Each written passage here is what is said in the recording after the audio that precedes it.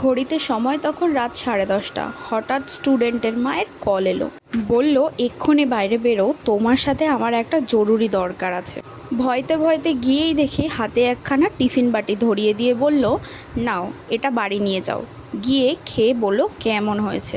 বলল, বাবুর জন্য অল্প করে বিরিয়ানি বানিয়েছিলাম, আর বাবুর আন্টিও তো খেতে ভালোবাসে, সেই কারণে। যদিও আমার আর ওর বয়সের পার্থক্যটা অনেকটাই, কিন্তু আমাদের মধ্যে বন্ধুপ্রীতি অনেক বেশি। স্টুডেন্টের মা, তাতে কি হয়েছে, দেখতে কিন্তু ভীষণ সুন্দর হয়েছে। যদিও আমি এখনও তাকে জানাইনি যে বিরিয়ানিটা খেতে কেমন হয়েছে, কি বৃত্তান্ত। তবে বিরিয়ানিটা একটু নুনটা বেশি হয়েছিল, বাকি ওভারঅল ইটস ডিলিশিয়াস।